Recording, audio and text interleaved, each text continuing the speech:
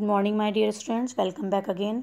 बच्चों, आज मैं आपको क्लास 2 की हिंदी फर्स्ट का लेसन 2 का रिवीजन कराने जा रही हूँ। आइए देखते हैं। लेसन 2 में है वर्णमाला, हिंदी वर्णमाला है। आइए जानेंगे वर्ण क्या है और क्या वर्णमाला होती है। तो बच्चों, हमारे मुख से निकलने वाली जो ध्वनि है उसकी सबसे छोटी इकाई को वर्ण कहते हैं और वर्ण के और अधिक टुकड़े हम नहीं कर सकते। और इन्हीं वर्णों को जब हम एक निश्चित क्रम से एक बिल्कुल ऑर्डर में जब रखते हैं तो उसको हम वर्णमाला कहते हैं। वर्णमाला में स्वर, व्यंजन और अयोगवा होते हैं। स्वर कौन से हैं आइए देखते हैं। अ आ ई उ री ए ऐ ओ और औ स्वर हैं। इनके अलावा वर्णमाला में 2 अयोगवा भी हैं, अंग और आ। व्यंजन, वर्णमाला में कुल मिलाकर 33 व्यंजन हैं। आइए पढ़ते हैं कौन कौन से हैं। क, ख, ग, घ, ड़, च, छ, ज, झ, ञ, ट, ठ, ड, ढ, ण, त, थ, द, ध, न, प, फ, ब, भ, म, य, र, ल, व, श, श, स, ह, क्ष, त्रै, ज्ञ और श्रय। इसके अतिरिक्त बच्चों ये 2 आगत वर्ण भी हैं इसमें, ड़ और ढ़। इसके साउंड देखिए अलग है। एक के साउंड में केवल ड़ निकल रहा है और आगे वाला जो आपका ये वाला है इसके साउंड में थोड़ी सी ह की ध्वनि भी निकलेगी जब हम बोलेंगे ढ़। बोल कर देखेंगे इसको एक बार।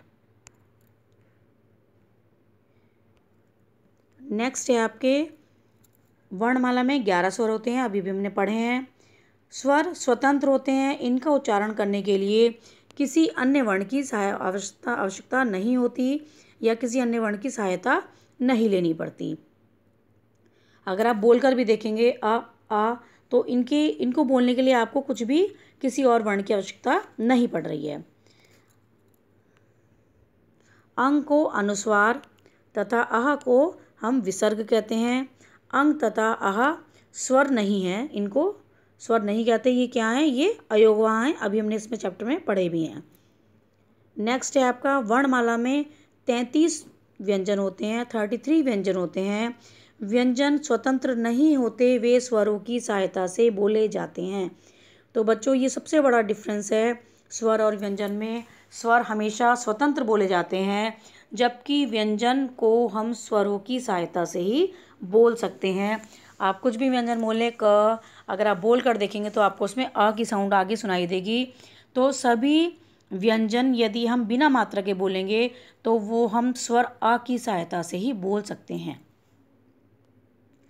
वर्णमाला में 4 संयुक्त व्यंजन भी होते हैं, क्ष, त्रै, ज्ञ और श्रय। इन्हें संयुक्त व्यंजन इसलिए कहते हैं क्योंकि इनमें 2 व्यंजनों की ध्वनियाँ होती हैं। और वर्णमाला में 2 और वर्ण भी हैं, ढ़ और ढ़, ये भी हमने पढ़े थे। ये भी ड और ढ से विकसित हुए हैं। नेक्स्ट है मात्राएं। मात्राएं आप सबने पढ़ी हैं, किस प्रकार से लगती हैं मात्राएं। जैसे अ की कोई मात्रा नहीं होती, इस प्रकार से लिखते हैं ये नमन। उसके बाद आ की मात्रा इस प्रकार से लगती है वर्ण पर।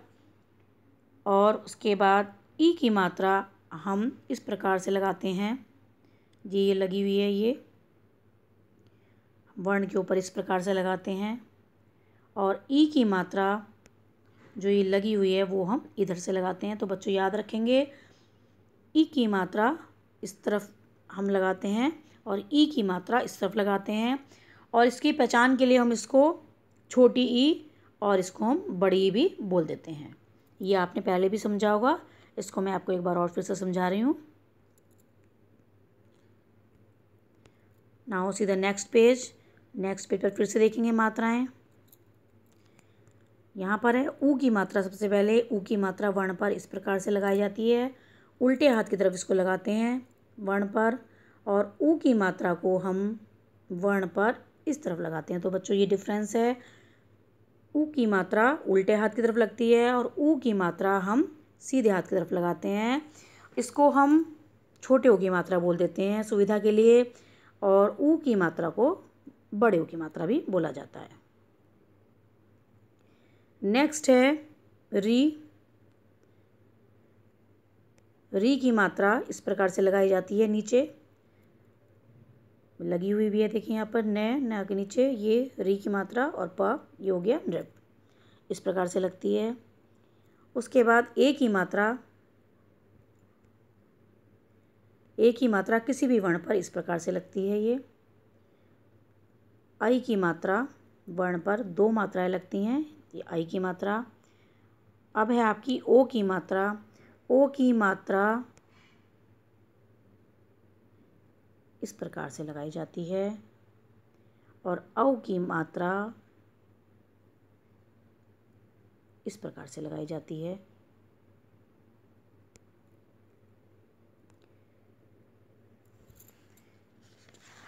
अब देखेंगे विशेष में क्या है। आ, ई, ओ तथा औ की मात्राएं जिस वर्ण के साथ बोली जाती हैं उसके बाद लगती हैं, और ई की मात्रा वर्ण से पहले लगाते हैं, ये भी आपको मैंने समझाया भी था। उ की और ऊ की मात्रा, री की मात्राएं वर्ण के नीचे लगती हैं। ए तथा आई की मात्राएं वर्ण के ऊपर लगती हैं, ये भी मैं आपको समझा चुकी हूँ।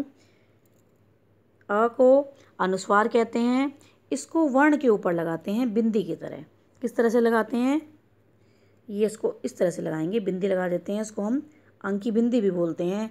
मान लीजिए हमें रंग लिखना है तो हम ये इस प्रकार से लगाएंगे, और इसको हम र के ऊपर लगाएंगे। अगर इसकी साउंड आ रही है रंग, तो इसको हम र के ऊपर लगाएंगे, ना कि ग के ऊपर। नेक्स्ट है आपका वर्ण के ऊपर हम चंद्र बिंदु भी लगाते हैं। ये हमने लिखा है गांव, तो इसके ऊपर जो ये चंद्र बिंदु लगाते हैं इसको हम अनुनासिक बोलते हैं।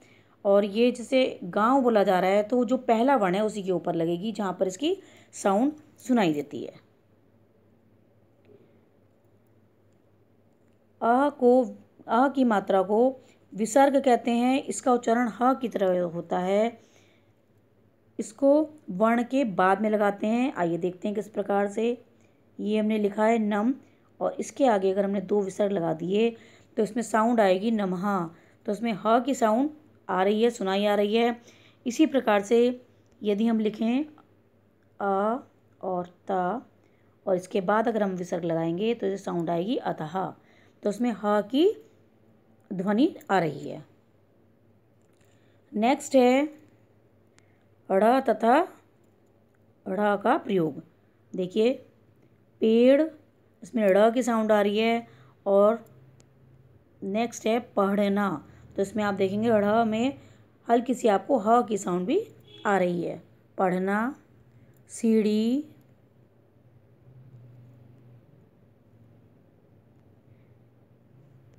गाड़ी, पहाड़, कड़ाही, हथौड़ी, बढ़ई और बूढ़ा। बोलकर भी देखेंगे तो आपको इसका अंतर आपको समझ में आ जाएगा। तो बच्चों ये चैप्टर दोबारा से मैंने आपको समझाया, रिवाइज करा दिया। उम्मीद है कि ये चैप्टर आपको समझ में आ गया होगा। आइए अब देखते हैं इसकी एक्सरसाइज। अभ्यास में सबसे पहले देखेंगे वर्णमाला में कितने संयुक्त व्यंजन होते हैं। अभी हमने चैप्टर में पढ़े हैं, ये संख्या में 4 होते हैं। ई की मात्रा वाले 2 शब्द, चीनी और खीर। नेक्स्ट पेज पर देखेंगे ध्वनि की सबसे छोटी इकाई को क्या कहते हैं। तो ध्वनि की सबसे छोटी इकाई को हम वर्ण कहते हैं। नेक्स्ट है आपका ओ तथा औ की मात्रा वाले 2 शब्द लिखिए। तो देखिए बच्चों सबसे पहले ओ की मात्रा क्या है, रोटी, बोली। और यदि टेस्ट में आप चाहें तो उसके अलावा भी और शब्द भी आप लिख सकते हैं, लेकिन मात्रा सही होनी चाहिए। औ की मात्रा के शब्द कौआ, बौना, इसके अलावा आप कुछ और भी लिख सकते हैं। शब्द की वर्तनी मीन्स स्पेलिंग शुद्ध होनी चाहिए। नाउ सी नेक्स्ट चंद्र बिंदु वाले 2 शब्द लिखिए। चांद, गांव। बच्चों यहाँ पर मैंने चांद गांव दिया है, यहाँ पर भी सेम है, आप कुछ और भी लिखना चाहें तो एग्जाम में लिख सकते हैं। थर्ड, कोष्ठक में से सही शब्द चुनकर रिक्त स्थान भरिए। देखिए ये दिया हुआ है यहाँ पर कोष्ठक। वर्णमाला में स्वर होते हैं, कितने स्वर होते हैं? 11 स्वर होते हैं। अभी हमने चैप्टर में इसको रिवाइज किया है। डैश की कोई मात्रा नहीं होती है, तो ये अ की कोई मात्रा नहीं होती। व्यंजनों के साथ डैश का प्रयोग मात्राओं के रूप में होता है, तो ये स्वरों का प्रयोग होता है। फोर्थ, सही वर्ण पर अंक की मात्रा, ये बिंदी लगाकर, अंक की बिंदी भी बोलते हैं इसको, लगाकर शब्द बनाइए। सबसे पहले देखिए लिखा है बदर, यहाँ पर हमने बिंदी लगाई है और ये हो गया है बंदर। उसके बाद लिखा है नीचे गगा, इसमें हमने बिंदी लगाई तो ये हो गया है गंगा। नेक्स्ट कधा लिखा है ये, तो यहाँ पर ये बिंदी लगाई है, ये हो गया कंधा। और हस के ऊपर ह पर बिंदी लगाई है, तो ये हो गया है हंस। एक्सरसाइज 5 नाउ, सही वर्ण पर चंद्र बिंदु लगाकर शब्द बनाइए। 5 लिखा है, 5 पर हमने प पर जो ये आ की मात्रा लगी है, इस पर हमने ये लगाया है चंद्र बिंदु, तो ये हो गया है 5। इसी प्रकार से आँख लिखा है और यहाँ पर भी चंद्र बिंदु लगाया है और इसको हमने शब्द बनाया है इसमें आँख। नेक्स्ट आँच और उसके नीचे है सांप। नेक्स्ट एक्सरसाइज MCQS, सही उत्तर वाले विकल्प पर सही का निशान लगाना है।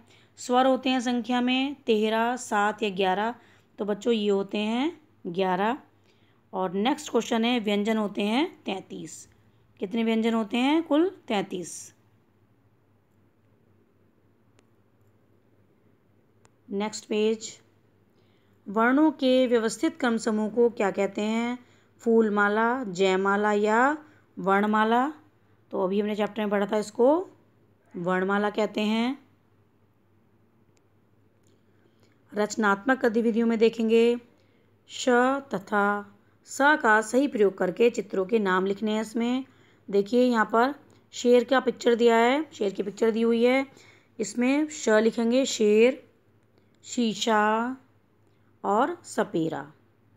अब नीचे वाली एक्सरसाइज में है व और ब का प्रयोग, बकरी, नाव और बंदूक।